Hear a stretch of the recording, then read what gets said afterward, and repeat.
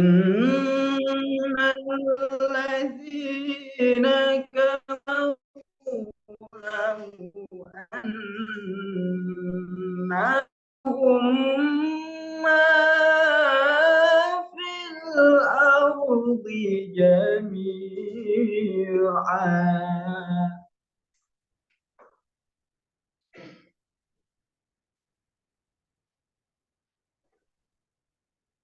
لو أن لهم ما في الأرض جميعا ومثله معه ليفتدوا به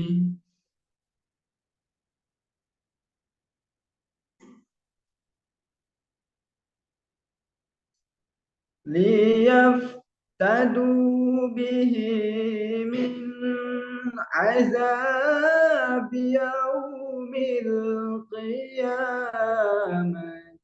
ما تقبل منهم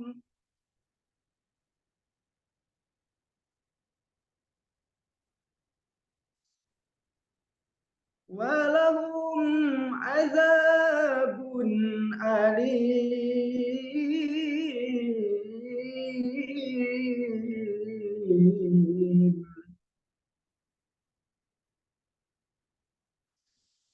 ولهم عذاب أليم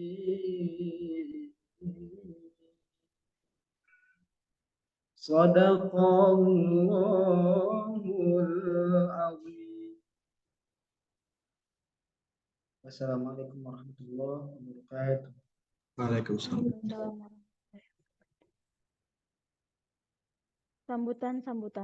Sambutan sekaligus membuka acara oleh Wakil Dekan 1 Fakultas Sains, yaitu oleh Bapak Dr. Eko Wahyubowo, MSI. Kepadanya dipersilahkan.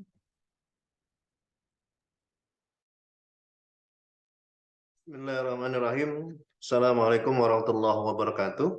Waalaikumsalam. Alhamdulillahirrahmanirrahim. Wassalatu wassalamu ala asrofil anbiya wa mursalin Sayyidina wa maulana Muhammadin wa ala alihi wa sahbihi ajma'in wa ba'du. Hadirin serta bincang matematika yang kami hormati dan kami banggakan, alhamdulillah pada kesempatan siang ini seri bincang matematika bersambung kembali di edisi seri 1.3. Berarti sudah bincang matematika yang ketiga. Terima kasih kepada yang pertama kami ucapkan Pak Dimas Kuku Nur Rahim yang telah menyiapkan agenda acara ini beserta tim panitia dari mahasiswa BEM dan di Fakultas Sains. Yang selanjutnya terima kasih juga kepada Pak Ahmad Firdaus. Selamat datang Pak, selamat bergabung, telah berkenan untuk menjadi bagian dari bincang matematika pada edisi kali ini. Pertama, saya ucapkan terima kasih pada seluruh yang hadir secara daring di ruang meeting ini untuk bisa bincang-bincang terkait matematika dengan tema untuk pada kesempatan ini yaitu data science, utilizing deep learning for code price prediction. Saya kira ini suatu hal yang luar biasa bagaimana memanfaatkan nilai matematika untuk bisa memprediksi harga emas ya, kira-kira begitu ya. Jadi bagaimana data science yang saat ini mungkin menjadi salah satu, kalau saya membuka di website itu salah satu mata mata pencarian atau job seeker itu yang saat ini lagi booming diantaranya adalah data science ya. Bagaimana kita bisa memanfaatkan data kemudian diolah sedemikian rupa, kemudian data itu menjadi hal-hal yang bermakna dan bahkan bisa digunakan untuk berbagai macam hal, kira-kira seperti itu. Itu sebagai sambutan dan pembukanya. Mohon maaf Pak Dekan kebetulan hari ini tidak bisa membersamai karena beliau lagi kurang sehat, sehingga mewakilkan kepada saya. Secara pribadi saya ucapkan terima kasih kepada seluruh peserta yang bisa bergabung di ruang bincang kita secara daring ini. Selamat menikmati dan semoga ini menjadi hal yang bermanfaat Terlebih kepada narasumber Pak Ahmad Firdaus, terima kasih Pak telah menjadi menjadi narasumber di edisi ini. Saya kira itu. Terima kasih. Wassalamualaikum warahmatullahi wabarakatuh. Waalaikumsalam. Baiklah Bapak Ibu, para hadirin, selanjutnya acara inti akan dipandu oleh moderator yaitu Bapak Dimas Kuku Nurrahim MSC. Kepadanya disilahkan. Baik, Bismillahirrahmanirrahim. Assalamualaikum warahmatullahi wabarakatuh. Terima kasih kepada MC.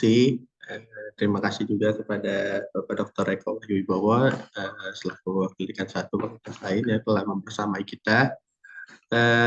Kami ucapkan selamat datang kepada pemateri kita, Bapak Ahmad Firdaus, SPD MMAT. Terima kasih Pak Ahmad Firdaus sudah membersamai kita dan meluangkan waktunya untuk mengisi kegiatan di Bincang Matematika seri 1.3 ini. Baik, Bapak dan Ibu hadirin sekalian, tanpa berpanjang kata, sebelum memulai acara, akan saya bagikan terlebih dahulu kurikulum vitae pemateri ya. Saya mohon izin untuk share screen kurikulum vitae beliau.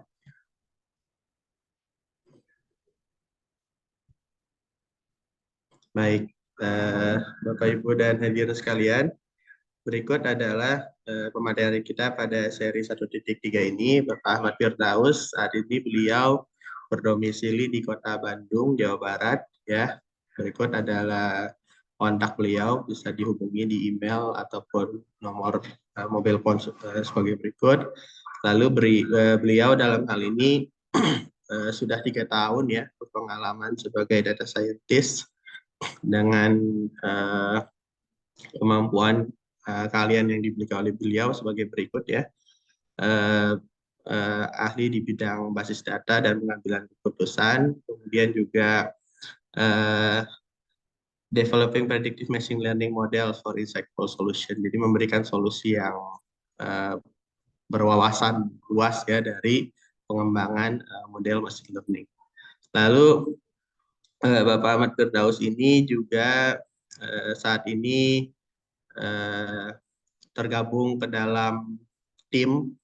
Di sini saya catat ada di SME Ministry ya, ini Kementerian Koperasi ya, usaha menengah dan ini ya small medium enterprise ya. Ya. Kementerian Koperasi nih seperti Kementerian Koperasi usaha kecil menengah ya. Dalam rangka pengembangan kapasitas ya, pembuatan desain trainingnya itu untuk tim IT di sana, lalu analisis SME data di SME Ministry itu ya. Lalu sebelumnya juga ada di Impline Site ya sebagai data analis juga.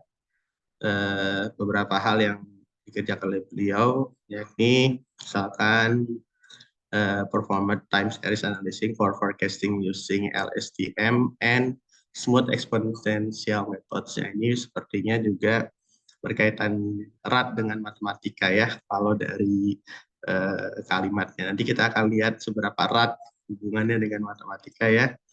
Begitu juga dengan beberapa pengalaman beliau yang lain. Ada sebagai web developer ya, pernah juga mengajar ya sebagai dosen di sini, lihat. Lalu ada jejak akademik ya, beliau melanjutkan kuliah di Kyushu University ya, mengambil Master of Mathematics, spesialisasinya di Applied Mathematics ya. Lalu S1-nya kebetulan beliau juga satu alma mater dengan saya ya. Di ini mungkin ada sedikit typo, mohon izin ya. Ya, jadi beliau ini kebetulan satu alma mater dengan saya di Universitas Sultan Agung Tirtayasa ya, tahun 2009 sampai 2013. Nah, ini ada beberapa tools yang beliau kuasai seperti Python ya. Py ini sepertinya bagian dari Python itu sendiri ya. Nanti mungkin akan beliau jelaskan di sana.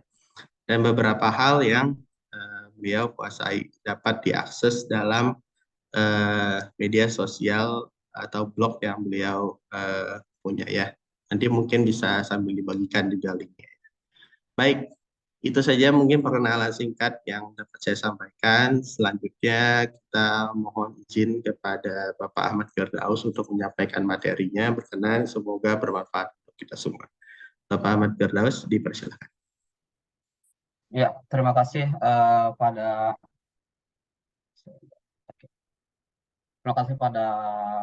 Pak Dimas yang sudah memberikan kesempatan kepada saya untuk bisa mengisi series perdana untuk topik atau materi yang ketiga ya. Dan sebelumnya saya sudah beberapa kali salah satu ya si teman kita Pak Daus, mohon izin suaranya ada sedikit distorsi ya. Oke. Oke. Sudah kedengar? Ya, lebih clear. Oke. Terima kasih.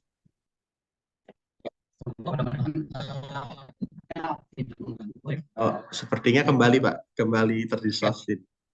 Mohon izin. Oke. Cek kedengaran? Ya, oke. Kedengaran? Cek. Ya, oke. Ya.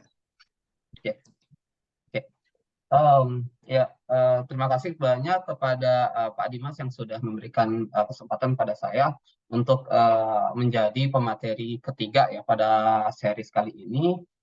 Jujur ya sebelumnya sebenarnya kita tuh pernah diskusi ya terkait sebenarnya keinginan kita sendiri gitu ya, karena emang dulu satu kampus dan satu kelompok belajar juga gitu di kampus. Kita tuh punya impian atau punya keinginan kayak gitu ya untuk saling sharing keahlian masing-masing ketika nanti kita sudah mulai masuk di dunia kerja kayak gitu kan, yang pastinya satu dengan yang lain punya hal-hal yang berbeda kayak gitu. Dan saya sangat bersyukur sekali Pak Dimas sudah bisa memberikan atau merealisasikan impian dari teman-teman ini kayak gitu untuk sharing satu dengan yang lainnya. Nah, dan saya juga cukup banyak belajar pada seri-seri sebelumnya yang Pak Dimas moderatori gitu. Salah satunya itu Ahmad Sulhani kan dari salah satu dari teman kita di kampus yang sama di Untirta itu. Selanjutnya untuk series ini saya mencoba untuk memberikan topik tentang data science. Sebelumnya saya pikir ini tuh untuk teman-teman yang sedang kuliah matematika di UIN Banten. Hanya saja ternyata audiensnya cukup beragam, terutama ada teman-teman mungkin yang dari SMA juga, kata Pak Dimas seperti itu tuh.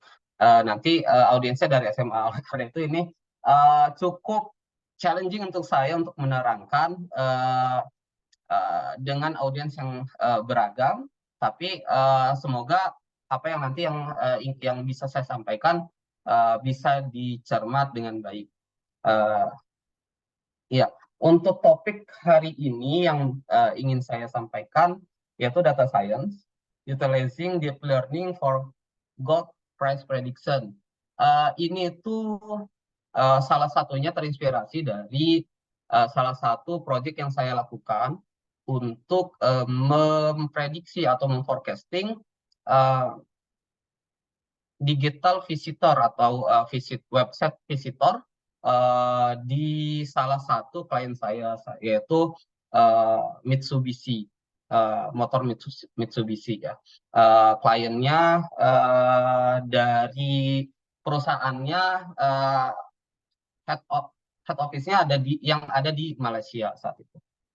Nah, setelah itu kembali di tahun 2023 yang lalu itu saya mengikuti Python Conference.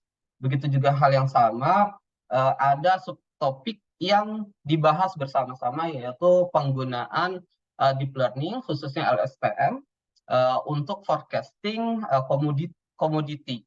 Nah, dari sini saya kepikiran untuk mentransfer ilmu saya gitu, memberikan pengetahuan saya yang tentunya masih minim ya tentang deep learning ini yang digunakan untuk prediction.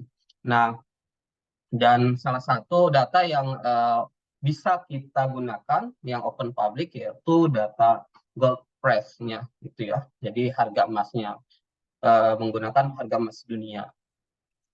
Dan untuk hari ini itu karena audiens yang cukup beragam, saya coba untuk bagi beberapa bagian, yaitu untuk permulaan kita saya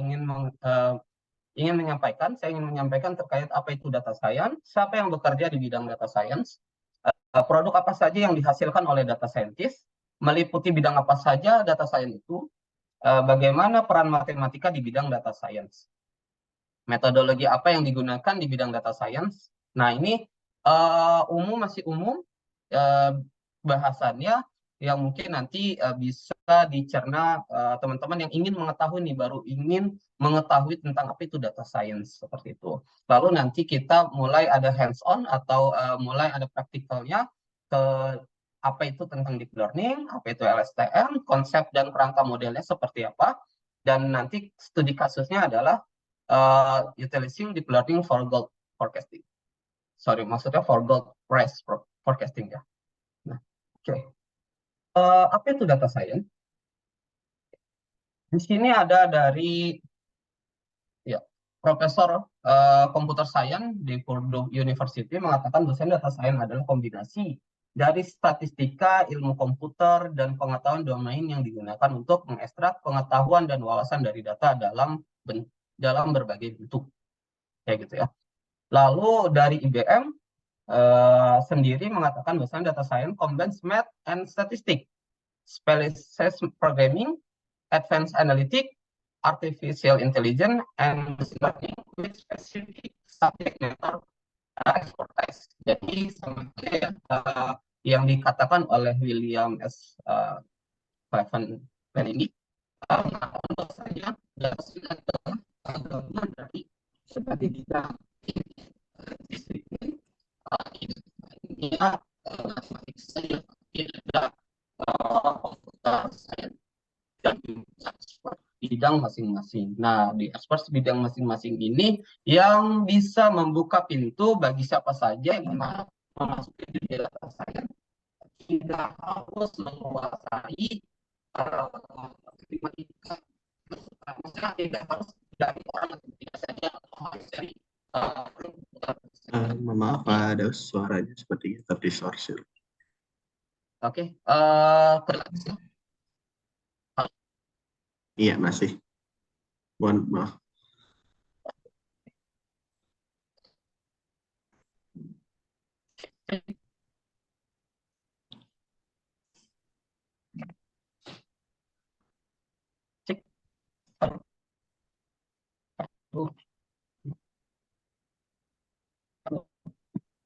Ya, masih ini, masih terdistorsi.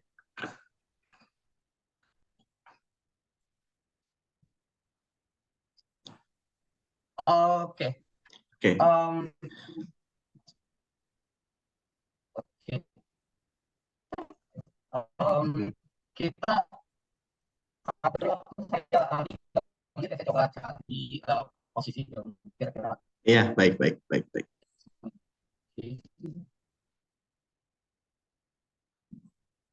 Ya, baik. Mohon izin Bapak Ibu atas kendala teknis yang terjadi, mungkin agar lebih terdengar lebih lancar ya. Mohon izin suaranya.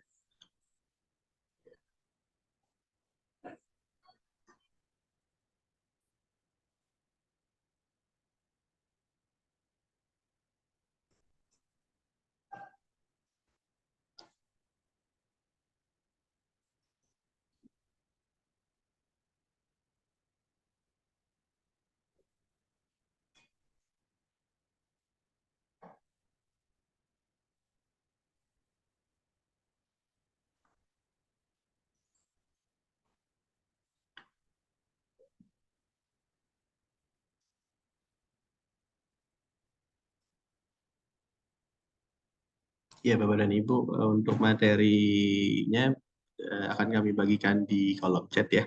Bapak Ibu juga bisa mendownload nanti di kolom chat, dan nanti juga ada daftar hadir yang dapat diisi oleh Bapak Ibu untuk mendapatkan sertifikat ya.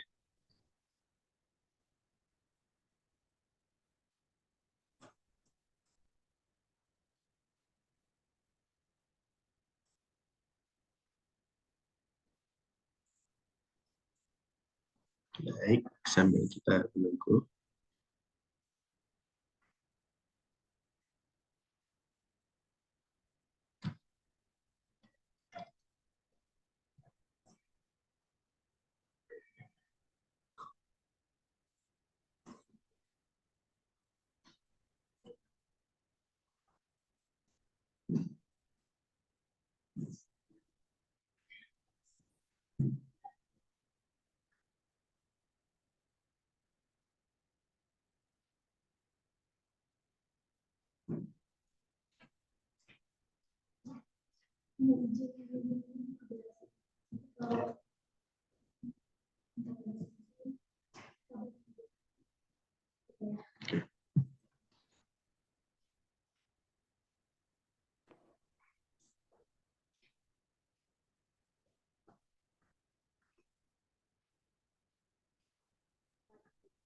Oke, seharusnya sudah terdengar. Oke, ini better. Ya, lebih clear, Pak. Oke, bisa ya.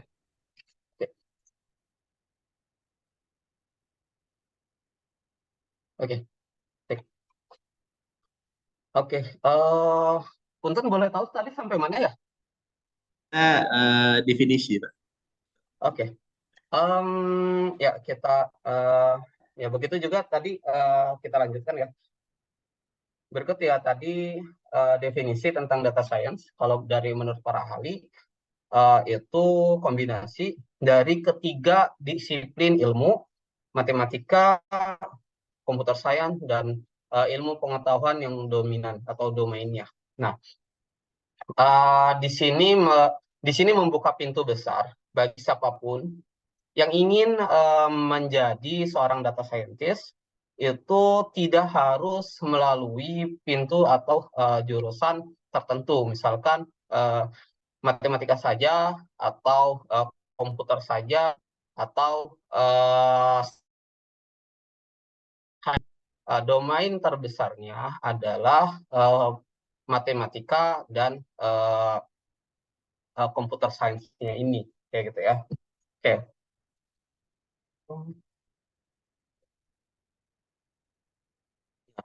Siapa yang bekerja di bidang data science? Yaitu seorang yang bekerja di bidang data science itu disebut dengan data scientist. Seorang profesional yang berspesialisasi dalam mengekstraksi wawasan dan pengetahuan berharga dari data dengan menggunakan berbagai teknik, alat, dan metodologi. Jadi orang yang bekerja di bidang data science itu disebut dengan data scientist ya. Seperti halnya dengan orang-orang yang bekerja di bidang psikolog gitu kan, jadi disebut psikologis kayak gitu kan, psikolog kalau di Indonesia, atau bekerja di bidang yang lainnya maka ada turunan-turunannya. Nah, namun hanya saja di bidang data science tidak hanya disebut dengan data scientist saja, beberapa spesifikasi atau beberapa spesialisasi dituntut untuk bekerja pada bidang tertentu di bidang data science tersendiri.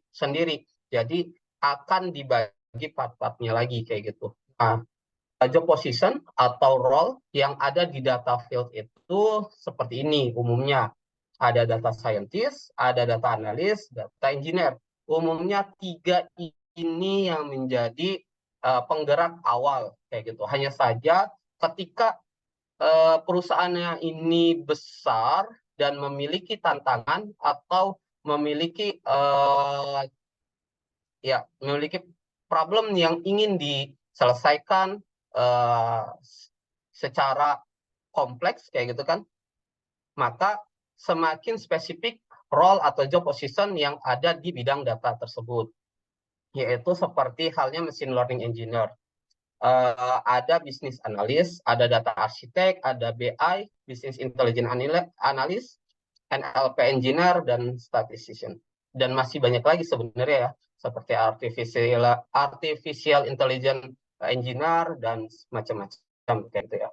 Hanya saja umumnya di Indonesia dikenal tiga role ini terlebih dahulu, data scientist, data engineer, dan data analyst kayak gitu. Dan sekarang mulai merambah nih, ada yang job position-nya ada yang NLP, engineer, khusus untuk mengekstraksi atau mencari insight dari teks gitu ya, datanya berbentuk teks saja.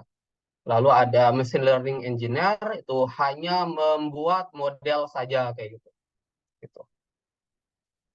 Nah, produk apa saja yang dihasilkan oleh data scientist? Umumnya yang biasa kita gunakan ini ada seperti halnya kalau misalkan kita belanja di e-commerce ya. Biasanya ketika kita scroll ke bawah itu masih ada produk lain dari toko ini, lalu kamu mungkin juga suka gitu, atau produk yang dimungkinkan kita suka. Ketika kita lagi cari nih komputer, lalu mereka akan merekomendasikan beberapa item yang berhubungan dengan komputer seperti tablet, seperti mouse dan semacamnya kayak gitu. Lalu ada tiba-tiba nyempil nih, ada yang pegangan tangan itu ada ikat. Karena sebelumnya saya sedang mencari apa sih namanya alat untuk agar anak itu tidak kemana-mana kayak gitu. Dan itu masih dimunculkan. Nah, ini algoritma yang seperti ini yang dimainkan oleh data scientist untuk menggait kliennya agar tetap in touch kayak gitu ya, masih tetap berhubungan kayak gitu. Nah, tidak hanya merekomendasikan karena komputer semua, munculnya layar semua gitu, laptop semua, enggak. Mereka akan memunculkan persentase mungkin ya, dalam bentuk persentase yang komputer berapa, yang dalam bentuk device yang berhubungan berapa, yang history datanya atau perilaku customer itu yang sebelumnya seperti apa akan dimunculkan kembali agar tetap in touch gitu. Jadi di sini teman-teman bisa merasakan bagaimana friendly-nya suatu produk kayak gitu ya. Maksudnya suatu software atau aplikasi kayak gitu. Lalu kita juga mengetahui tentang travel estimation kayak gitu kan. Kalau misalkan ini di Gojek ya, sebut saja lah merek ya, nggak apa-apa. Ini ada di Gojek, bisa Grab, bisa Maxim semacamnya ya. Ini tidak di endorse ya. Ya, kalaupun Gojek mau meng-hire saya, ya alhamdulillah nggak apa-apa. Saya akan berikan yang terbaik mungkin. Nah, ini salah satunya adalah travel estimation, di mana jaraknya sudah bisa ditentukan dan menggunakan optimasi jarak kayak gitu ya. Nah, mungkin sebelumnya juga di series sebelumnya tentang teori graph kayak gitu kan ya. Salah satunya adalah optimasi jarak kalau nggak salah dalam bidang tertentu. Saya pernah diskusi hal itu, koreksi jika ada yang salah. Nah, nanti dari situ, dari estimasi jarak, bisa juga dioptimasi berapa customer akan membayar kayak gitu kan. Maka bisa diprediksi fix rate-nya kayak gitu untuk perjalanan pada jarak tertentu kayak gitu. Nah, lalu juga ada ini yang mungkin kita akan lakukan di akhir ya, ada harga emas ya, prediksi harga emas. Lalu ada juga computer vision tentang object detection kayak gitu ya. Jadi kita bisa mengetahui, nah biasanya ini digunakan oleh, kalau yang sekarang tenarnya Tesla kayak gitu ya. Tesla menggunakan ini untuk mengetahui nih di depan objeknya ada apa saja biar tidak bisa nabrak gitu kan ya. Walaupun kadang pernah kan Tesla nabrak apa ya gitu ya, di depannya sapi kalau nggak salah, yang saya tahu itu, yang saya ingat beritanya nabrak sapi karena mungkin bentuk-bentuk sapinya tidak terlalu terdeteksi, akhirnya algoritmanya salah mengira dan akhirnya menabrak. Nah, ini juga ada estimasi jarak, route optimization. Di situ bisa kita lihat ya, kalau jaraknya menggunakan yang atas, itu jaraknya 7 jam 33 menit. Oh, yang paling cepat ada yang paling bawah itu 7 jam 30 menit. Kayak gitu, itu ada optimasi jarak juga. Lalu ada face detection atau face recognition juga kayak gitu ya. Nah, ini salah satu dari banyak contoh data science yang digunakan kayak gitu pada bidang-bidang yang biasa kita jumpai. Pada bidang-bidang yang biasa tidak dijumpai juga banyak kayak gitu, seperti halnya pada deteksi penyakit itu bisa. Lalu mungkin pada psikologis kayak gitu. Sekarang juga cukup tren ya, kemarin sempat diskusi dengan beberapa teman di apa sih namanya di Pitik. Mungkin beberapa mungkin tahu perusahaan Pitik kayak gitu kan, yang bergerak pada peternakan. Juga sama juga sama halnya fishery kayak gitu, ada beberapa teman yang di fishery juga, e-fishery, bagaimana computer vision ini melihat perilaku binatang kayak gitu kan, perilaku binatang untuk mengetahui binatang ini cenderung sedang baik atau tidak kayak gitu kan, karena untuk mengurangi resiko kalau misalkan lagi sakit jangan sampai tertular ke ternak yang lainnya kayak gitu. Tapi bukan menggunakan face detection ya, karena kita saja susah gitu ya melihat, akan sedikit susah membedakan ayamnya wajahnya seperti apa, semua hampir sama ya. Oke, lagi ya, coba cek di komen ya, gitu ya. Kalau misalkan ada teman-teman yang kiranya dari yang saya sebutkan bisa di share nih di chat untuk memberitahu pada peserta yang lain. Oh ya, data science produknya ini. Oke. Meliputi bidang apa saja data science itu? Ya seperti hal yang sudah disampaikan, ada para ahli bahwasanya bidang data science itu gabungan dari 3 disiplin ilmu, yaitu matematik, computer science, dan domain expertise. Nah, pada bidang matematik ini, kalau misalkan matematik bergabung dengan computer science, itu akan menghasilkan machine learning. Lalu matematik pada domain expertise itu menghasilkan data analisis dan atau statistician. Itu nanti domain expertise dengan computer vision dia akan menghasilkan domainnya sendiri, yaitu software development. Gabungan dari ketiga ini yaitu berupa bentuk data science kayak gitu. Kita dilihat topik matematik untuk data science itu umumnya seperti ini, ada statistik dan probability, linear algebra, calculus, discrete mathematics, optimization and operation research topic, set teori, dan beberapa hal lainnya kayak gitu ya. Nanti kalau misalkan teman-teman yang baru mau mengambil kuliah, mata kuliah, maksudnya yang baru mau mengambil kuliah ya S1, bisa gabung di Prodi Matematik untuk mempelajari basic dan advance dari topik-topik matematika yang sudah saya sebutkan ini. Dan ini cukup dan sangat membantu ya di dunia data science ketika kita memahami topik-topik matematika ini kayak gitu.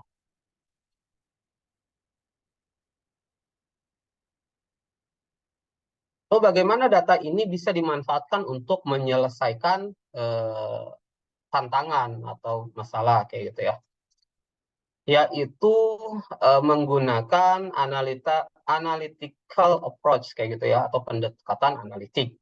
Dari yang paling bawah, paling dasar, paling umum digunakan adalah descriptive analitik, yaitu ingin menjawab apa yang terjadi kayak gitu. Dari data itu apa yang sedang terjadi kayak gitu kan. Lalu muncul lagi untuk menjawab mengapa ini terjadi menggunakan faktor-faktor dari luar data itu, yaitu pada diagnostik analitik kayak gitu. Lalu selanjutnya prediktif analitik, yaitu menjawab apa yang akan terjadi. Nah, ini menjawab tentang bagaimana kita meramalkan sesuatu hal yang kita belum tahu berdasarkan data kita kayak gitu kan, data-data yang sudah ada. Kita saja sebagai manusia kayak gitu kan terbiasa gitu kan, ketika melihat awan mendung, angin mulai nih besar kayak gitu kan, ini seperti ini akan pertanda hujan kayak gitu kan. Padahal kita belum tahu nih apakah cuman awan saja lewat ataukah emang benar akan hujan gitu. Tapi biasanya umumnya kita bisa memperkirakan kayak gitu kan. Oh, ini mau hujan kayak gitu kan, karena mungkin awannya sudah mulai mendung, gelap, lalu anginnya kencang, lalu mungkin ada aroma bau tanah yang terangkat kayak gitu ya, umumnya seperti itu. Atau mungkin oh ini agak sedikit panas, tidak ada angin, dan cukup kerasa seperti akan mau ada hujan kayak gitu kan. Nah, ini juga halnya kita memberikan sebuah analisis ini dari data-data yang ada, kira-kira ke depan mau seperti apa kayak gitu kan, yang akan terjadi seperti apa. Lalu prescriptive analytic, yaitu how can we make it happen. Maksudnya kalau misalkan kita prediksinya, kita mau prediksinya A, lalu bagaimana si prediksi A ini akan terjadi kayak gitu kan. Kalau misalkan prediksinya A dan itu tidak baik untuk kita, bagaimana prevent-nya gitu kan. Bagaimana ini kita cegah agar tidak terjadi kayak gitu. Makanya ini adalah beberapa tahapan kayak gitu kan. How data can be utilized untuk menyelesaikan suatu masalah kayak gitu. Oke. Umumnya data science metodologi itu seperti ini, yaitu kita memahami masalahnya atau business understanding atau memahami apa yang ingin kita lakukan kayak gitu kan. Lalu gunakan analytic approach yang tadi barusan ya yang kita sudah bahas. Lalu ada data requirement dari data-data yang dari apa sih namanya problem yang ingin kita selesaikan, maka barulah kita cari data apa yang relevan untuk kita gunakan. Jadi tidak punya data dulu, jadi jangan dibalik ya. Kita punya data apa, lalu problem apa yang ingin kita selesaikan. Tapi gunakan adalah problem apa dulu yang kita miliki, yang ingin kita solve, lalu menggunakan analytical approach gitu, atau tadi pendekatan analitik, lalu data apa yang kita butuhkan untuk menyelesaikan masalah itu. Lalu mulailah data collection, data understanding, data preparation, data modeling, evaluation, development, dan feedback. Jadi ini akan terus berputar ya. Kayak gitu. Kalau misalkan datanya masih kurang, sudah mulai data collection nih. Datanya kurang, balik lagi. Data requirement, balik lagi. Lalu data understanding. Data understanding ternyata sudah mulai ada insight baru. Tapi ternyata kurang. Harus untuk menjawab yang problem ini masih kurang datanya. Balik lagi ke data requirement, data collection lagi kayak gitu. Dan selalu menjadi siklus kayak gitu ya. Oke. Nah, ini adalah beberapa ya. Jadi ada banyak tools yang digunakan dalam data science. Yaitu salah satunya bahasa pemrograman yang sering digunakan atau umum digunakan untuk data science, yaitu adalah Python dan R. Kalau untuk Python sendiri ini cukup fleksibel karena Python sendiri itu open source yang bisa digunakan di berbagai macam bidang, tidak hanya data science. Bisa juga di web development, software development, dan lain semacamnya ya. Sehingga mudah untuk nanti integrasi kayak gitu. Lalu ada R juga, tapi umumnya yang saya temui kayak gitu ya, walaupun itu tidak membatasi gitu. Umumnya yang saya temui R ini digunakan di bidang data science memang untuk scientificnya kayak gitu. Tapi untuk dunia di bisnisnya juga banyak juga saya melihat requirement-nya membutuhkannya adalah R.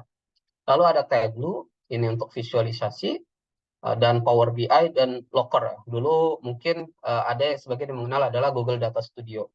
Sekarang namanya adalah Google Looker. Nah ini tiga ini adalah untuk visualisasi gitu. Jadi kita punya datanya, masukin saja langsung visualisasi. Nah lalu ada mungkin MATLAB kayak gitu ya. Bagi anak matematika ini sangat tidak asing gitu ya untuk menggunakan MATLAB. Dan ini masih beberapa perusahaan juga di bidang praktisi membutuhkan MATLAB kayak gitu. Lalu ini ada Plotly, Seaborn, NumPy, SciPy, sama Shplone. Ini ada beberapa package ya di bawah ini untuk Python sebenarnya. Lalu gunakan Jupyter Notebook ini untuk kita ngetik program gitu ya. Jadi ada untuk mengetik bahasa pemrogramannya. Lalu ada Anaconda ini sebenarnya kompilasi dari beberapa ini ya, dari beberapa tools kayak gitu. Jadi kalau misalkan kita nggak perlu ini apa sih namanya install satu kayak gitu. Ini ada Anaconda yang bisa install berbagai aplikasi. Lalu ada Postgres. Editor begitu ya, Pak? Iya, Editor, seperti itu. ya. Nah, ya betul Pak Dimas. Terima kasih sudah diingatkan. Lalu ada PostgreSQL juga ini untuk biasanya di awal ketika mengambil data melalui database. Oke, sudah kenalan ya dengan data science. Sekarang kita coba studi kasusnya. Semoga ini bisa. Waktunya masih panjang ya, Pak Dimas? Masih Pak, masih panjang. Oke. Oke, studi kasus utilizing deep learning for gold price prediction. Ini price-nya kehilangan ini. Untuk harga emasnya. Nah, ini kontennya saya pisahkan lagi. Jadi problem apa yang akan diselesaikan, tujuan studi kasusnya, metode yang akan digunakan, deskriptif analitiknya seperti apa, metode apa itu model deep learning, apa itu LSTM, lalu kita mulai training model, evaluasi model, dan plot data, train, dan tes dengan data aktual. Nah, problemnya adalah pada pasar keuangan meramalkan harga emas dengan akurasi tinggi dapat memberikan nilai tambah yang signifikan. Keputusan investasi dan kebijakan finansial sering kali bergantung pada prediksi harga emas yang akurat. Nah, ini ya salah satunya adalah kadang kita harga emas naik nih, kayak gitu kan. Maka kadang biasanya bahan pokok dan segala macamnya juga ikut naik, kayak gitu. Walaupun biasanya kita mengetahuinya, oh BBM naik, maka yang lain naik. Ini bisa, ini hampir selaras seperti itu ya. Ketika harga emas dan bahan bakar naik juga, ini juga emas juga mengikuti gitu. Tapi emas memiliki harga yang relatif stabil untuk sebuah inflasi kayak gitu, sehingga dia cukup menentukan harga-harga yang lain ya akhirnya kayak gitu. Tujuannya adalah studi kasus ini untuk meramalkan harga emas menggunakan pendekatan deep learning kayak gitu, khususnya dengan model short term, long short term memory atau singkatan LSTM, serta menentukan apakah pendekatan deep learning mampu menangkap pola-pola kompleks pada data harga emas. Oke, datanya ini, oke. Oh, maaf, belum dikoreksi ya. Jadi datanya masih benar ya, menggunakan website dari Booleanstar, ya, booleanstar.com. Nah, data akhirnya itu sebenarnya 7 Januari. Jadi saya sudah update lagi sampai hari kemarin kayak gitu untuk datanya. Nah, untuk 3 tahun terakhir kayak gitu ya. Nah, datanya saya ambil dari sini menggunakan metode scraping ya. Mungkin teman-teman sebagian familiar dengan scraping data atau web scraping. Jadi ada data yang ada di web, saya coba untuk ambil melalui bahasa pemrograman Python, dan itu nanti diekstrak dari graph ke dari chart dalam bentuk tabular. Harganya saya tidak ubah ke dalam mata uang Indonesia, masih menggunakan currency-nya itu adalah US dollar kayak gitu ya. Dan untuk satuannya unitnya adalah trounce ounce, jadi atau sebutannya OZ ya kalau lambangnya itu. Oke, metodenya adalah kita menggunakan statistik deskripsinya ini untuk dan visualisasi data untuk memberikan gambaran menyeluruh tentang perilaku harga emas selama 3 tahun.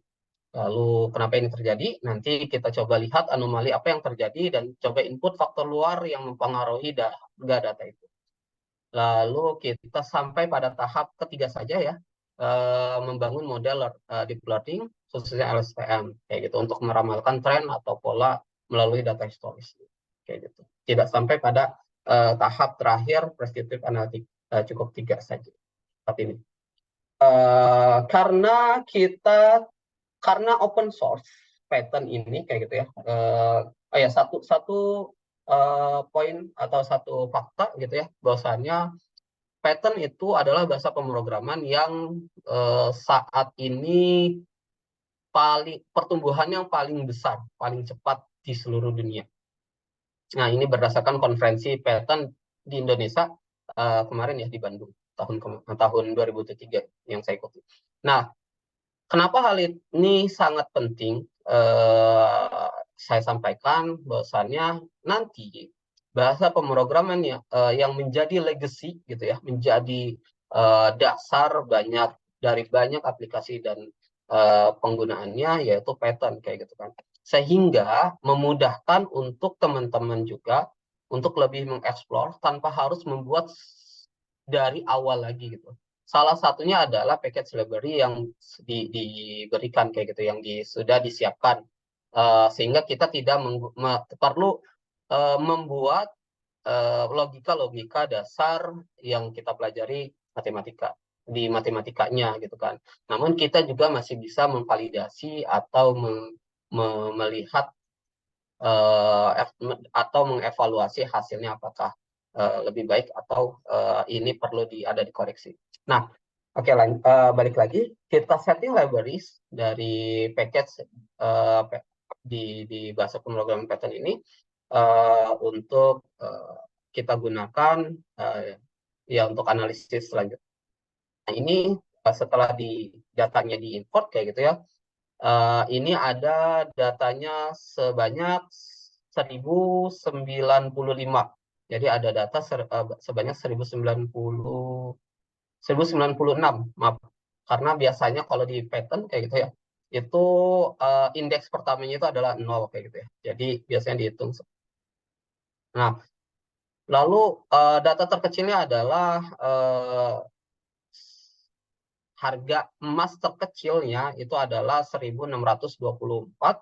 Lalu ada harga emas tertingginya dari data 3 tahun terakhir itu ada di 2087,3 US dollar per ounce kayak gitu ya. Dengan kebanyakan data berkumpul pada ya relatif di 97 ya, untuk standar deviasinya di 97,72 kayak gitu. Nah, kumpulan datanya ada di kisaran antara 1781,2 dan 1927,92 untuk nilai mediannya kayak gitu. Di angka 1835 kayak gitu. Jadi ini deskriptif ya, simple deskriptif data yang kita miliki kayak gitu ya. Bisa kita explore lagi bisa kayak gitu ya. Tapi ini untuk deskriptif awal saja untuk mengetahui datanya seperti ini umum. Itu kita lihat nih untuk diagnostik sebentar. Untuk diagnostik analitiknya kita punya, karena ini inputan dari luar ya, kita punya ternyata di tahun 2002 tepatnya di bulan Februari ini kenapa harga emas naik, karena Rusia dan Ukraina mulai peperangan kayak gitu ya, mulai ada invasi, harganya awalnya turun kayak gitu ya di bulan Januari, tapi mulai cepat merangkak naik di bulan Februari karena ada perang Ukraina dan Rusia kayak gitu ya. Lalu akhirnya diputus oleh Fed effect kayak gitu ya, ada kenaikan suku bunga di US kayak gitu, sehingga harganya kembali turun secara fluktuatif tentunya, lalu kembali naik ketika ada China dan Taiwan bersitegang kayak gitu ya. Nah, ini meningkatkan pembelian emas pada central bank. Nah, naik kembali, lalu mulai turun kayak gitu kan, dan di akhir yang saya temukan itu ada perang Palestina dan Israel di bulan Oktober. Di bulan 7 Oktober itu, kenapa jadi dan ya? Di bulan 7 Oktober 2023, sehingga ada cepat naik sekali itu. Tadinya awalnya turun langsung naik ke atas kayak gitu. Nah, ini salah satu contoh diagnostik analitik ya, karena saya ingin mencontohkan beberapa data-data yang mempengaruhi, salah satunya adalah perang, geopolitik kayak gitu kan. Lalu ada juga itu peningkatan pembelian emas di central banknya, itu adalah salah satu contoh kenapa harga emas naik. Ada beberapa contoh yang lain.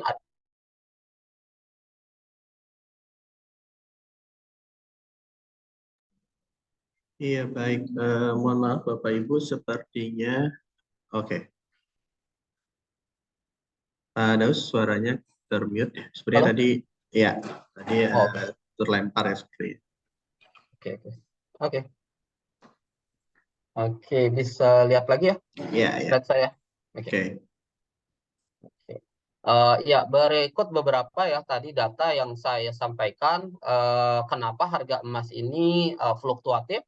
Salah satunya adalah war effect kayak gitu ya. Salah satunya adalah geopolitik effect. Jadi geopolitik akan sangat berpengaruh pada harga emas dunia gitu ya. Lalu ada faktor-faktor yang lain, ada hanya saja ya keterbatasan waktu juga, sehingga saya hanya bisa menampilkan untuk faktor-faktor yang mempengaruhi kayak gitu. Terus setelah saya lihat juga trennya melalui menggunakan polinomial pangkat 3 kayak gitu ya. Mungkin kalau dari teman-teman yang matematika akan memahami ini trennya menaik gitu. Tapi bagaimana karena ini fluktuatif tidak bisa menjadi pegangan saja. Oh ya, tentu saja memang harga emas setiap tahun gitu kan, setiap harinya naik dan setiap tahun terus naik, merangkak naik kayak gitu kan. Tapi emang kan ini fluktuatif kayak gitu. Jadi ini tidak bisa diambil secara mutlak untuk pegangan kayak gitu ya. Tapi dari sini kita bisa lihat secara polinomial dia merangkak naik. Gitu. Lalu apa itu deep learning? Nah, kita yang ingin kita sampaikan di sini karena kita akan menggunakan deep learning gitu kan. Deep learning adalah sebuah sub bidang dari machine learning yang fokus pada penggunaan neural network yang lebih kompleks kayak gitu. Dikenal sebagai deep neural network. Nah, model matematikanya ini terinspirasi oleh struktur jaringan saraf manusia kayak gitu ya. Deep learning mampu memodelkan dan mengekstraksi representasi fitur yang lebih kompleks dari data secara otomatis. Nah, kalau bisa lihat diagramnya ini ada data science, lalu deep learning itu bagiannya gitu. Maksudnya bagian dari machine learning dan itu masih nyempil gitu di data science gitu. Jadi bukan mutlak di data science saja kayak gitu. Orang yang apa sih namanya bekerja khusus di bidang deep learning gitu belum berarti emang data science. Tapi data science juga menggunakan model-model pada subbidang di computer science khususnya di deep learning sendiri kayak gitu. Oke. Macam-macam model deep learning itu ada banyak ya. Ini saya beberapa tampilkan ada 10 model deep learning yang umum dibicarakan atau digunakan. Nah, lalu kita saat ini kayak gitu ya, karena ketertarikan saya juga gitu ya untuk membaca artikel dan literatur serta mempraktikkan tentang long short term memory ini, gitu kan, jadi inspirasi saya untuk berbagi ilmu pada teman-teman di sini. Namun saya juga membuka feedback ketika saya menyampaikan ada yang salah, mohon dikoreksi nanti. Oke. Oke, LSTM model deep learning. LSTM itu singkatan dari long short term memory. Nah, ini itu jenis arsitektur jaringan saraf recurrent kayak gitu ya, recurrent yang dirancang untuk mengatasi masalah perpindahan gradien. Konsepnya adalah dia memiliki karena long shot, jadi mereka modelnya bisa memprediksi dalam historical data yang fluktuatif dalam jangka yang panjang kayak gitu. Sehingga yang ini tidak bisa digunakan. Yang jadi masalah dalam model RNN kayak gitu. Nah, ketika modelnya ini digunakan, dia ada seperti halnya salah satunya contoh manusia gitu. Kita ada data atau ada kenangan yang kita ingat, mungkin kita lupa kayak gitu. Nah, ini sedikit diterapkan di LSTM ini sehingga ini bisa mirip dengan bagaimana manusia berpikir kayak gitu. Nah, modelnya atau pola skemanya kayak gitu kan, skema modelnya seperti ini, di mana ada hidden state gitu ya, ada hidden state dan current input gitu yang masuk, lalu nanti ada forget ada pintu forgetnya di mana dia tentukan ini bisa diambil atau tidak gitu kan. Lalu ada input get. Halo, apakah saya kedengaran, Mas Dimas? Ya, masih Kedengaran, terdengar. oke. Ya, masih terdengar. Ya. Oke. ini ada input get kayak gitu ya, nanti masuk ke tangent untuk visualisasi, lalu nanti ada output get, lalu yang terpenting adalah cell step-nya ini yang atas yang garis merahnya ini kayak gitu ya. Cell step-nya untuk menyimpan hasil-hasil yang dikira yang model ini berpikir ini adalah data-data yang perlu disimpan untuk bisa mempelajari step-step berikutnya. Gitu. Lalu balik lagi ke dalam hidden set selanjutnya. Jadi nanti kayak rangkaian. Dan ini baru satu layer ya. Jadi karena seperti halnya otak manusia kita punya sistem saraf yang banyak gitu ya. Lalu ini seperti halnya satu sistem saraf. Dan ketika kita membuat model, kita akan memiliki banyak apa sih namanya skema yang seperti ini yang bertumpuk-tumpuk. Langkah dalam membuat model learning umumnya kita gunakan split dan scale data. Datanya kita ubah jadi data training dan data test kayak gitu kan, sehingga model dapat belajar seperti manusia. Manusia juga belajar dulu nih. Setelah itu belajar, kita ujian, kayak kan. Training, dites, lalu nanti validasi. Lalu validasinya kita baru tuh bisa memprediksi atau bisa membuat data yang baru kayak gitu. Lalu scaling data, ini akan karena datanya besar, coba kita scaling dari 0 sampai 1 gitu untuk memudahkan algoritma belajarnya. Generate time series sequence kayak gitu kan. Kalau ada set random sheet for reproducibility, jadi untuk agar modelnya walaupun modelnya diulang-ulang kayak gitu kan, menghasilkan hal yang sama. Lalu kita akan membangun dan train model LSM ini. Terus kita coba lihat kira-kira errornya seperti apa. Lalu kita juga akan calculate matrix untuk evaluasinya seperti apa, dan coba kita forecasting 30 hari ke depan gitu ya, dan kita coba plot gitu ya. Nah, seperti ini. Jadi kita untuk yang pertama datanya saya coba ubah karena dari yang tadi ya dari 1096, lalu saya ambil untuk training set-nya itu adalah 80%, kayak gitu ya. Sekitar 80% untuk trainingnya, lalu 20%-nya sebagai tesnya, kayak gitu ya. Nanti setelah itu kita di max min scaling ini ya, ditransport jadi paling bawah, nilainya paling kecil itu 0, paling tinggi itu 1. Lalu ini adalah library yang digunakan untuk LSTM-nya ya, untuk modelnya yang ada di bawah. Tadi kita sudah sampaikan tadi keseluruhan. Nah, paling bawahnya itu adalah yang untuk membuat modelnya, kayak gitu, menggunakan TensorFlow dari Keras. Nah, selanjutnya scan-slang-nya gitu ya.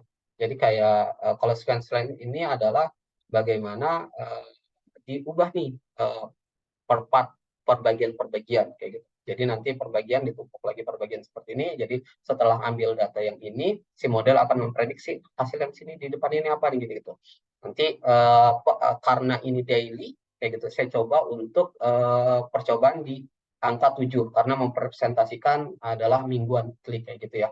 Melihat polanya dalam weekly seperti apa. Boleh yang lain, boleh angkanya yang lain, boleh 14, boleh 30, terserah kayak gitu ya. Tapi saya beberapa kali percobaan saya ya cukup satisfied ketika scan-nya 7. Lalu ada juga ini yang saya lingkari di bawahnya itu adalah percobaan layernya kayak gitu kan. Layernya saya juga samakan dengan scan-slang. Boleh beda, boleh ya, boleh beda. Tapi saya saat ini saya coba samakan kayak gitu ya dengan panjang sequence-nya dan terlihat untuk melihat bagaimana model ini belajar kayak gitu. Dan kalau misalkan mau beda boleh semakin tinggi, misalkan semakin tinggi 100, 500 boleh kayak gitu kan. Namun hanya saja semakin kompleks maka nanti modelnya akan overfitting. Apa itu overfitting? Dia akan semakin akurat di training gitu kan. Seperti halnya ketika contohnya adalah salah satu kita belajar gitu dengan tekun, tapi belajarnya buku itu terus gitu kan. Tapi ketika bukunya diubah kayak gitu kan untuk mengerjakan soal yang lain, kita agak sulit nih. Cuman bisa di satu buku ini doang kayak gitu. Nah, sudah ekspor nih, ini juga model nih gitu. Model ekspor di training sampai sangat jelas kayak gitu kan. Titik-titiknya terlihat gitu. Tapi ketika memvalidasinya menggunakan data yang baru, dia tidak bisa tidak bisa memprediksi kayak gitu kan. Kayak gitu. Nah, ini makanya saya coba dari yang terkecil terlebih dahulu. Lalu saya coba training sampai 50 kali kayak gitu. Boleh 100 kali boleh. Boleh 1000 kali boleh kayak gitu ya. Di sini di Approach ya. Saya tidak lingkar ini. Di Approach ini saya coba sampai 50 kali. Tapi itu tadi ya, kadang seperti halnya manusia, ketika kita banyak latihan kayak gitu kan, sampai panas kayak gitu kan. Ketika kita diuji di ini gitu kan, di UAS gitu atau di ujian kayak gitu kan, burn out kayak gitu kan otaknya gitu. Malah nggak bisa jawab sama sekali kayak gitu. Nah, saking sudah pusing kayak gitu kan. Tapi ya, nah, komputer nggak mungkin kayak gitu kan. Tapi ya ada halnya yang semacam itu gitu kan, mirip seperti itu. Maka nanti perlu adanya drop out atau adanya pemutusan yang harus berhenti nih belajar sampai iterasi keberapa harus mesin ini harus belajar. Jangan sampai kebanyakan juga kayak gitu. Kayak gitu. Lagi pula semakin banyak iterasinya semakin lama gitu kan renderingnya gitu. Belajarnya, dan ya kita juga harus hemat waktu, hemat energi gitu kan, hemat listrik. Apalagi kalau kita menggunakan cloud computing kayak gitu kan, ini kan akan menghabiskan banyak sekali uang kayak gitu kan nanti. Dan ini tidak baik untuk sebuah perusahaan. Nah, setelah 50 kali training terlihat sangat baik gitu ya di mata saya gitu ya. Mungkin ada yang lebih expert di sini ya, mohon bisa mengkoreksi kayak gitu ya. Untuk bisa dilihat bahwasanya pada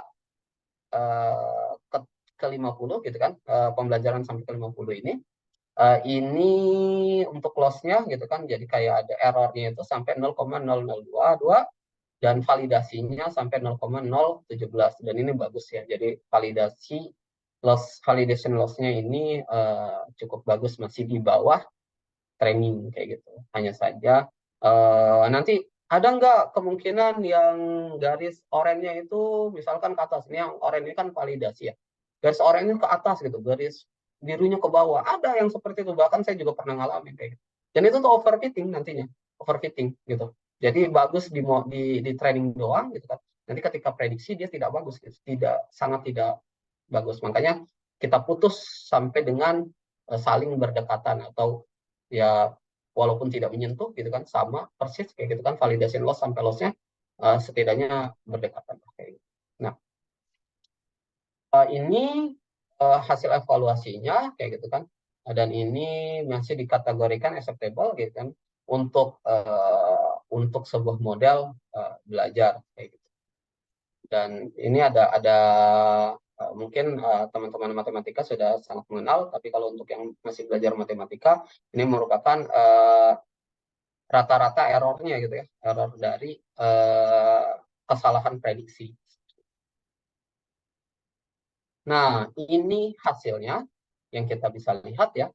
Jadi yang lingkaran merah itu terlihat nih, maaf, dari yang garis yang oranye ini merupakan trainingnya gitu kan, bisa dilihat di apa sih namanya, di legenda ya, bahasa Indonesia-nya legenda ya kalau nggak salah, di ini legend ya, legend ya. Ini di kiri atas ini ada legendnya, untuk training datanya warna orange kayak gitu kan, training prediction-nya. Lalu di sini terlihat mengikuti polanya, walaupun ada beberapa tidak menyentuh tuh, kayak di sekitaran tahun 2022 gitu kan, yang sebelum bulan Mei, April itu kan tidak menyentuh tepat pada titik poin angka di atas, nggak jadi masalah. Mungkin bagi praktisi hal ini tidak menjadi hal yang cukup big deal kayak gitu ya, karena ini akan mengeneralisir trennya gitu kan, mengeneralisir trennya. Tapi mungkin bagi para teman-teman yang akademisi, ini masih menjadi hal yang harus perlu dikoreksi kayak gitu ya, modelnya harus dikoreksi kayak gitu sampai benar-benar fit dengan data actualnya. Tapi untuk saat ini dengan keterbatasan waktu pengujian, saya coba yang terbaik ini sampai sini gitu ya. Yang garis hijau ini juga validasinya, tes prediksinya ini cukup satisfied, mengikuti trennya. Dan di akhir 30 hari terakhir kayak gitu, maksud 30 hari ke depan, mulai hari ini harusnya ya berarti ya, ini ada tren menurun kayak gitu. Mungkin nanti bisa dilihat kayak gitu ya di websitenya, apakah dari yang kemarin gitu kan, beberapa hari yang kemarin ke hari yang sekarang gitu, apakah ada penurunan atau malah naik kayak gitu. Kalau naik berarti nanti kita bisa koreksi lagi kayak gitu ya, harus ada yang dikoreksi. Tapi ini yang saya dapatkan hasil pembelajaran modelnya seperti ini kayak gitu ya. Nah, LSTM sendiri itu tidak hanya fokus pada forecasting time series saja ya. Ini umumnya ya yang saya gunakan saat ini sih bisa di time series ya. Tapi juga bisa digunakan pada apa sih namanya, kasus-kasus yang lain juga kayak gitu ya. Karena dia tidak fokus pada time series. Mungkin itu yang ya benar. Mungkin itu yang bisa disampaikan untuk sesi atau sharing ilmu hari ini. Semoga ada manfaatnya ya. Dan jika ada kesalahan dalam memberikan materi, mohon feedbacknya dan koreksinya. Saya sangat terbuka dan saya juga masih sangat ingin belajar gitu ya dari teman-teman. Oke, terima kasih. Balik lagi ke moderator. Iya, baik. Terima kasih sekali Bapak Mas Firdaus. Luar biasa sekali materinya dari Pak Daus ini ya. Ini beberapa referensi yang dapat kita rujuk. Materi juga saya sudah bagikan di kolom chat ya.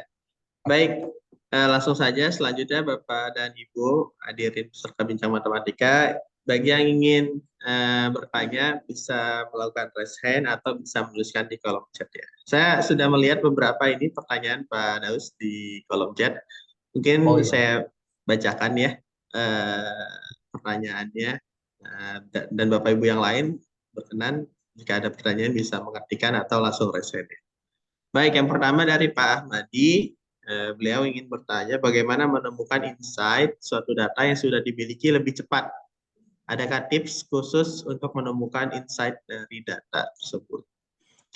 Nah, itu yang pertama, sepertinya masih dari Bapak Ahmadi lagi ya. Ini saya jadikan satu saja ya Pak pertanyaannya. Yang kedua adalah ketika data sudah dibagi menjadi dua, yakni data training dan data testing, setelah itu membangun model, dapatkan nilai akurasi, katakanlah 80% akurasinya ini Pak. Bagaimana cara meningkatkan nilai akurasi dari data tersebut? Misalkan kita ingin meningkatkan menjadi 90%. Nah, itu pertanyaannya Pak, silakan. Ya. Pertama, bagaimana cara menentukan insight suatu data? Ya, terima kasih pada Pak Ahmad. Apa namanya Pak Ahmad? Pak Ahmadi ya. Pak Ahmadi, oke. Pak Ahmadi yang sudah bertanya, bagaimana cara menemukan insight suatu data yang sudah dimiliki lebih cepat? Yang dimiliki lebih cepat. Adakah tips khusus untuk menemukan insight data tersebut? Oke.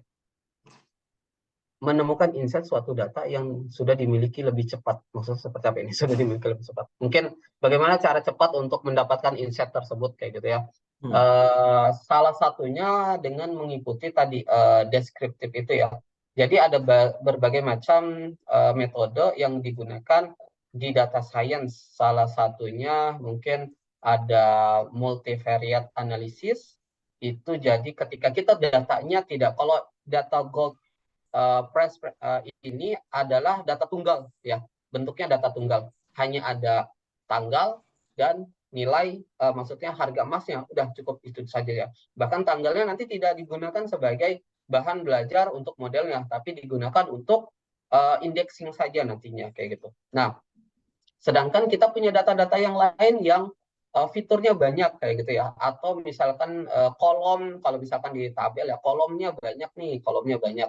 Nah, kita bisa menggunakan ada multivariate analisis, ada bivariate. Bivariate itu ada 2 kolom, kita analisis nih hubungannya apa. Lalu ada multivariate analisis, misalkan lebih dari 2 kolom, ini keterhubungannya seperti apa. Lalu juga ada ya kita gunakan korelasi dan kohesi kayak gitu ya, dari data tersebut. Bisa jadi bisa jadi data ini harga emas, misalkan harga emas berpengaruh karena misalkan kita juga punya data harga harga minyak dunia dengan tanggal yang sama, jadi perbandingan nih. Oh, punya korelasi enggak? Kayak korelasinya ada, tapi kohesi enggak kayak gitu kan. Kohesi itu sebab akibat enggak kayak gitu kan. Jadi dia itu korelasi tapi belum tentu kohesi kayak gitu kan. Nah, itu juga jadi kita punya beberapa macam metode untuk mendeskripsikan data tersebut kayak gitu kan. Makanya data yang simple tadi di deskripsi analitik itu cukup tadi hanya ada rata-rata, median, terus kuartil 1, 2, 3, 4 kayak gitu kan, standar deviasi seperti itu baru satu step dan yang simple gitu. Jadi masih banyak metode yang bisa digunakan untuk mengambil datanya. Nah, ketika data sudah dibagi menjadi 2, oh ini masuk ke dalam mulai menggunakan deep learning, menggunakan model. Ketika data sudah dibagi menjadi 2, yakni data training dan data testing, setelah itu membangun model, didapatkan nilai akurasinya misalkan 80%. Bagaimana cara meningkatkan nilai akurasi dari suatu data tersebut, misalkan dari 80% menjadi 90%. Oke. Ini kita bisa gunakan kalau di modeling itu bisa gunakan hyperparameter tuning kayak gitu kan. Jadi makanya di matematika kita ada mengenal subtopik matematika namanya optimization kayak gitu ya. Nah, expertise ini Bapak Dimas sebenarnya yang harusnya menerangkan ya untuk optimasi kayak gitu, karena beliau cukup belajar dengan dalam terkait optimasi. Nah, ini mungkin makanya bisa dijelaskan tuh kalau misalkan tadi route travel kayak gitu kan, dia ada optimasi perjalanan terpendeknya seperti apa. Nah, begitu juga dengan model, ada optimasinya, ada kerangka atau mathematical equation, persamaan matematikanya yang bisa membuat model ini bisa teroptimasi gitu. Sehingga hasil yang dicapai bisa ini ya bisa optimal. Salah satunya juga gitu ya. Salah satunya juga mungkin kalau misalkan dari yang saya buat ini mana yang salah satunya mungkin selain membuat hyperparameter tune, ada kerangkanya sendiri ya. Ini juga kita bisa lihat di sini ada learning rate-nya, ada learning rate-nya. Ini bisa kita adjust atau bisa ubah-ubah di 0,01, 0,02 kayak gitu, atau persentase lebih tinggi lagi 0,0001 kayak gitu kan. Ini learning rate-nya, jadi error-nya seperti apa kayak gitu kan.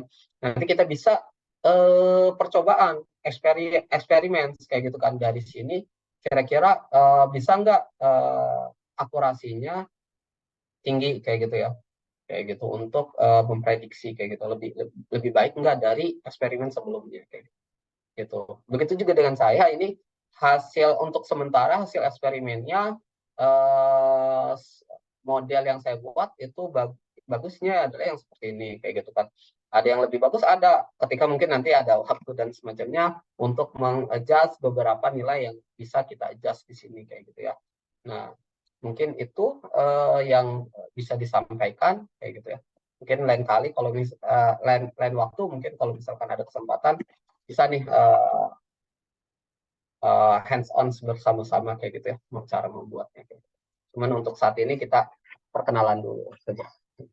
Oke, mungkin Pak Dimas. Baik, terima kasih Pak Ahmad Firdaus atas jawabannya. Pak Ahmadi, bagaimana jawabannya? Mudah-mudahan sudah menjawab pertanyaannya ya. Baik, dipersilakan kepada Bapak Ibu yang lain jika ada pertanyaan bisa melalui raise hand, bertanya langsung atau juga menuliskan di kolom chat ya. Silahkan. Sangat menarik sekali materinya ya, karena bersinggungan atau beririsan dengan banyak bagian di disiplin ilmu ya. Ada dari matematika, informatika itu sendiri, juga statistik ya, bagian dari matematika itu sendiri ya. Tadi kita bisa melihat beberapa irisan ya, ada di slide-nya Pak Ahmad Firdaus. Beberapa part yang harus kita jadi landasan ya, ilmuwan yang kita bisa ini. Selain mungkin sambil memancing pertanyaan Pak Daus, memancing diskusi juga bisa, selain si LSTM itu sendiri mungkin kita juga punya beberapa metode lain ya Ya, tentu. untuk mengerjakan ini ya, pemodelan Tentu. ini ya sepertinya ya. Tentu LSTM ini, model deep learning ini hanya sebagai salah satu cara bagaimana kita bermain atau menganalisis di ranah time series kayak gitu ya. Hanya saja ada beberapa metode yang lain tidak perlu menggunakan deep learning sebenarnya ketika polanya kita bisa baca dengan simple kayak gitu ya. Polanya tidak rumit kayak gitu ya. Polanya tidak rumit, bahkan lebih cenderung garisnya ini terlalu mulus gitu ya. Sangat mulus sekali. Kita bisa gunakan kalau misalkan di matematika sangat familiar sekali dengan ARIMA gitu ya, atau SHARIMA kayak gitu ya. Ini sangat familiar sekali menggunakan moving average-nya kayak gitu. Nah, bisa juga dengan menggunakan regresi yang lainnya kayak gitu ya. Jadi tidak harus menggunakan deep learning kayak gitu ya, atau machine learning kayak gitu ya. Menggunakan metode yang sederhana pun sebenarnya bisa saja ketika datanya tersebut dirasa tidak rumit gitu ya, tidak sangat fluktuatif kayak gitu ya, maka bisa gunakan metode-metode yang lain kayak gitu. Oke, baik. Terima kasih Pak Daus. Selanjutnya mungkin ada Bapak dan Ibu yang berkenan bertanya, atau rekan-rekan atau adik-adik di sekolah yang mungkin ada ya, yang peserta kita dari siswa SMA, mungkin ada yang ingin bertanya, dipersilakan. Mungkin pertanyaan yang umum ya, seputar apa itu data science ya, kok ada kaitannya sama matematika ya, mungkin tadi juga sempat disinggung, tapi mungkin lebih spesifik lagi pertanyaannya, nggak apa-apa juga ya, dipersilakan. Dan ingin menyampaikan lagi informasi mungkin ya, Pak Dimas ya, data science ini pada posisinya adalah untuk job yang sangat high demand, sangat dicari pada 10 tahun ke depan kayak gitu, yang saya baca artikelnya. Sampai 10 tahun ke depan ini sangat dicari kayak gitu kan.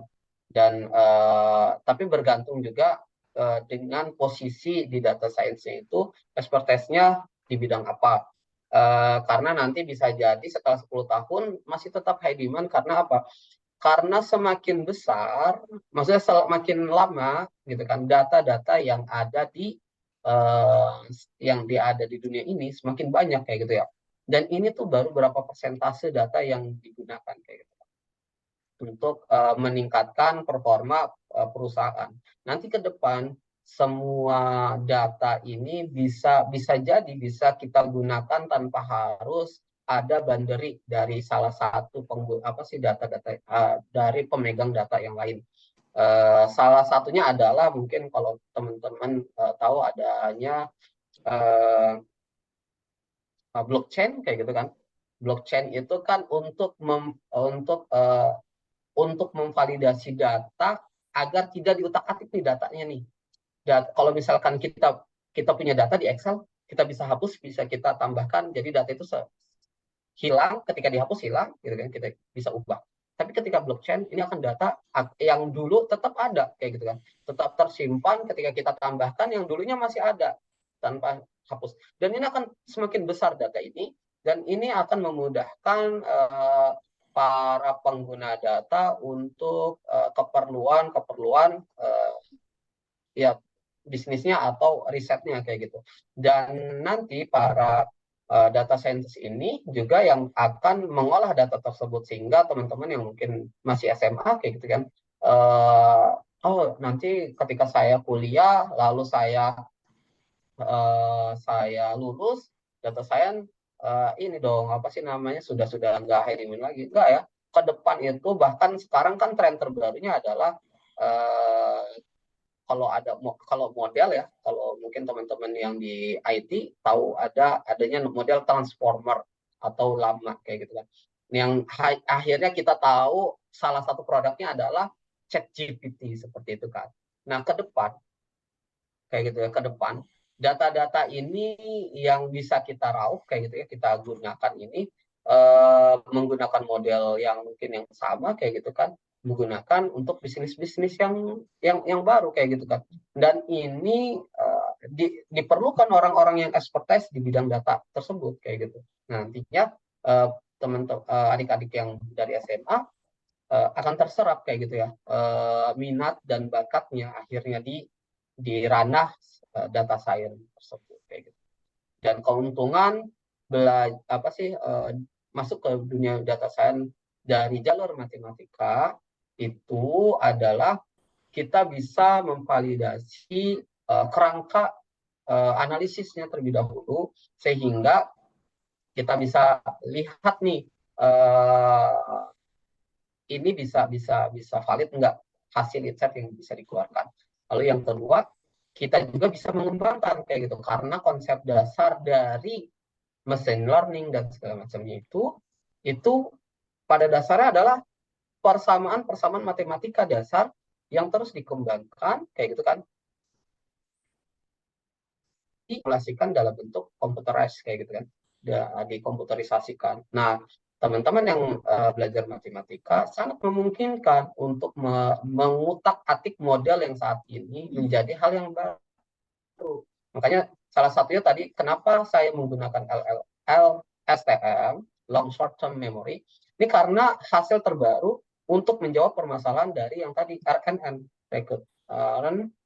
neural network, yang ada di mana dia tidak bisa membaca data yang bukan tidak bisa, ada problem yang perlu diselesaikan pada ininya pada modelnya, yang akhirnya ditemukan adalah forget get-nya itu, pintu bisa melupakan datanya itu yang di LSTM kayak gitu. Jadi sangat besar sekali kemungkinan untuk teman-teman yang di mata matematika ini ketika masuk ke data science bisa lebih mengeksplor model-modelnya seperti itu. Dan untuk analisisnya banyak karena belajar statistika ini bisa mengeksplor lebih dalam lagi kayak gitu ya.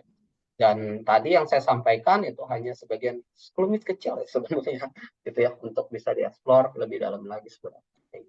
Oke, Pak Dimas, mungkin itu sebagai tambahan. Baik, terima kasih Pak Daus. Ada mungkin 1 atau 2 pertanyaan terakhir Bapak Ibu sebelum kita closing statement dari pemateri kita. Ada beberapa rekan-rekan dosen juga yang turut hadir dalam acara ini. Terima kasih Bapak dan Ibu telah berkenan untuk mengikuti kegiatan ini. Tentu saja ini sesuatu yang sangat baik juga ya Bapak Ahmad Firdaus. Mudah-mudahan nanti di UIN Sultan Maulana Hasanuddin Banten sendiri saat ini sudah berjalan program studi matematika yang insya Allah dalam perkembangannya kita juga akan berangkat ke arah topik ini ya. Jadi mungkin nanti ada di dalam part atau kelompok keahlian atau peminatan matematika komputasi begitu yang nanti mungkin di bagian minornya ya partnya kita akan concern ke arah data science ya. Nanti dalam perkembangannya kita ya akan bekerja sama mungkin ya dengan Pak Daus ini untuk mungkin bisa menjadi sebagai dosen praktisi ya juga nanti dalam perkembangan. Tapi mungkin di MK-MK yang atas ya, karena saat ini prodinya baru berjalan, nanti mungkin ada MK-MK di semester-semester yang tingkat atas yang dapat kita ini ya dapat kita kerjasamakan bersama seperti itu.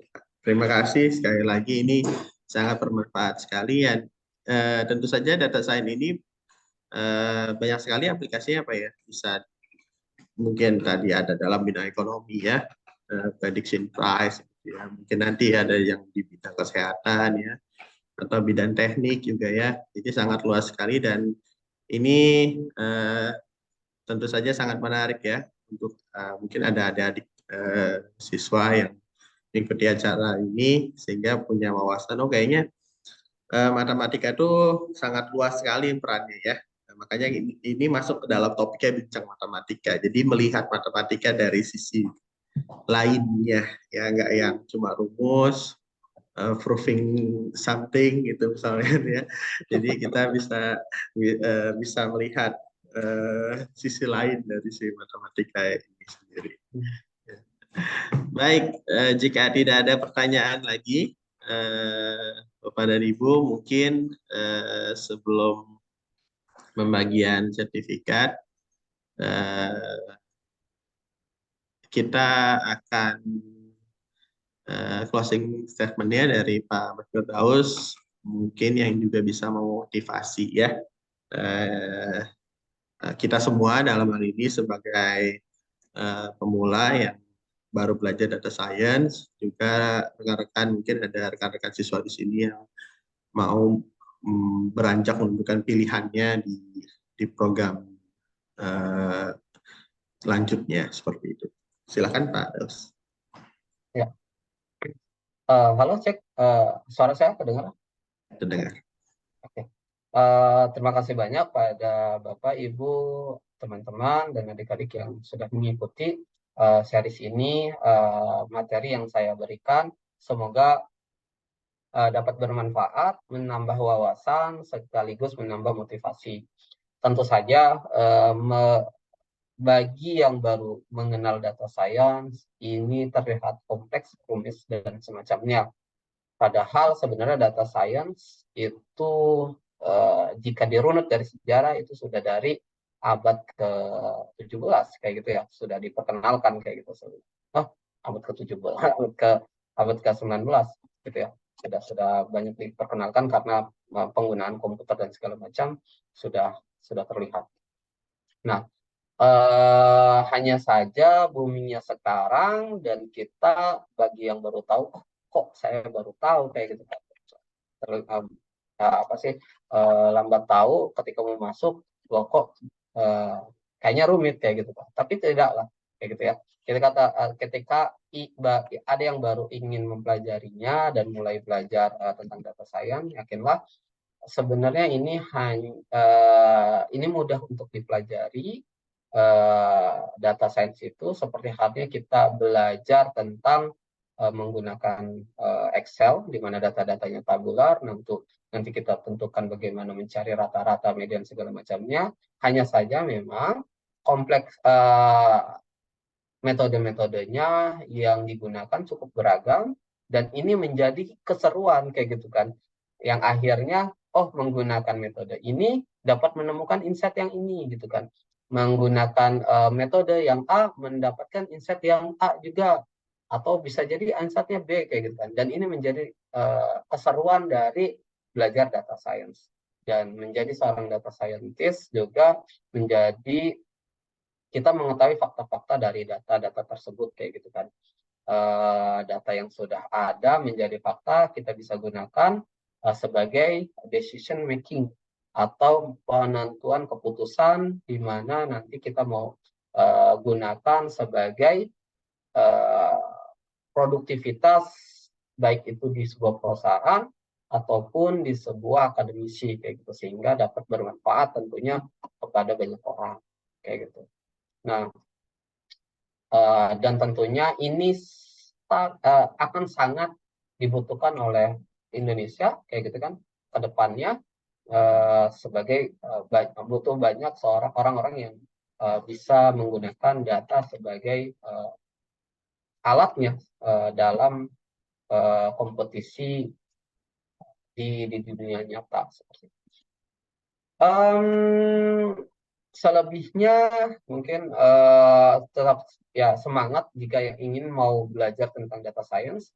Banyak course-course mungkin yang ingin pelajari di course ya, atau di kursusan, ada kursusan gratis, bahkan beberapa universitas tingkat dunia pun seperti Harvard, Cambridge, Oxford, MIT dan segala macamnya itu memberikan kursus gratis gitu kan secara online, tidak perlu bayar, cukup buat akun saja kayak gitu kan.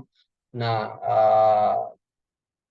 dan jika ingin tatap muka gitu kan, mungkin bisa belajar langsung nanti ketika di program studi matematika di UIN Banten ini kayak gitu ya. Tentunya ada ekspertisnya juga dari Pak Dimas ini salah satu optimisasinya kayak gitu. Nah, selanjutnya terima kasih banyak pada Pak Dimas dan rekan-rekan dari UIN Banten yang sudah mengundang saya.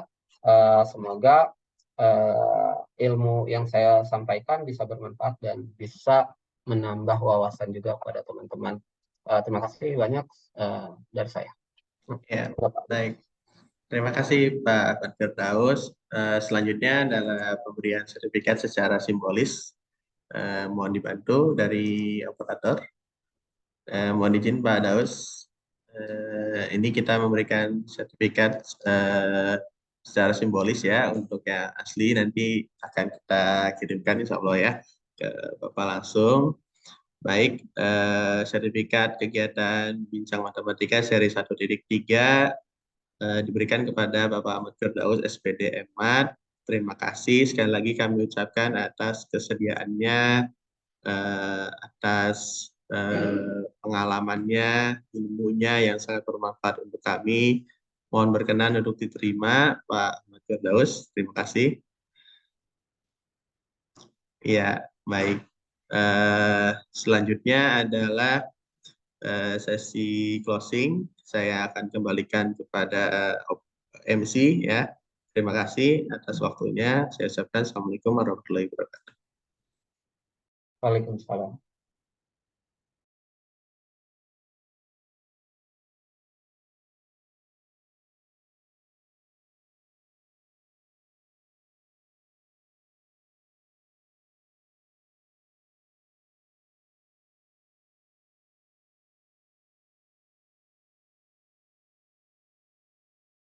Oke. Ya. Baiklah, selanjutnya yaitu pembacaan doa yang akan disampaikan oleh Saudara Muhammad Rauf. Kepadanya disilahkan.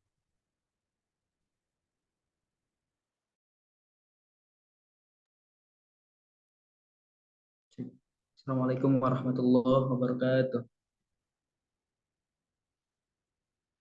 يا ذا الجلال والإكرام اللهم صل وسلم على سيدنا محمد في الأولين والآخرين وبارك وسلم ورضي الله تعالى عن كل صحابة رسول الله أجمعين آمين. الحمد لله رب العالمين حمدا يوافي نعمه ويكافئ مزيدا. يا ربنا لك الحمد كما ينبغي لجلال وجهك الكريم وعظيم سلطانك. اللهم صل وسلم على سيدنا محمد صلاة تنجينا بها من جميع الأهوال والآفات وتقضي لنا بها جميع الحاجات وتطهرنا بها من جميع السيئات وترفعنا بها إنك على الدرجات وتبلغنا بها أقصى الغايات من جميع الخيرات بالحياة وبعد الممات إنك على كل شيء قدير. ربنا لا تزغ قلوبنا بعد إذ هديتنا وهب لنا من لدنك الرحمة إنك أنت الوهاب. ربنا آتنا في الدنيا حسنة وفي الآخرة حسنة وقنا عذاب النار الحمد لله رب العالمين.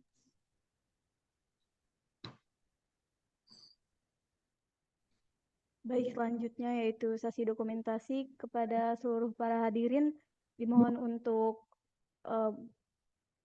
on kameranya.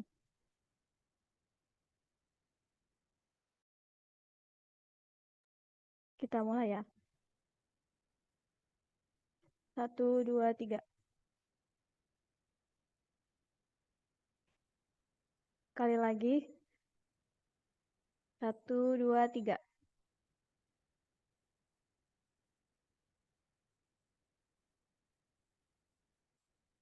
Baiklah, acara selanjutnya ada penutup. Untuk menutup acara ini, marilah kita bersama-sama mengucap lafaz hamdalah. Alhamdulillahirrahmanirrahim. Saya Siti Nihatulillah selaku Master of Ceremonies pamit undur diri dan terima kasih. Wassalamualaikum warahmatullahi wabarakatuh. Waalaikumsalam warahmatullahi wabarakatuh. Terima kasih Bapak dan Ibu semua atas partisipasinya. Terima Terima kasih kasih. pada Pak Dimas dan semuanya Bapak Ibu yang sudah hadir. Terima kasih Pak Daus. Ya. Terima kasih Izinlah. semuanya. Iya, terima kasih. Untuk sertifikat mohon izin ditunggu ya Bapak Ibu, akan diberikan ke email Bapak Ibu masing-masing. Baik, kita akhiri dari sini. Terima kasih Bapak Ibu semuanya. Assalamualaikum, selamat siang.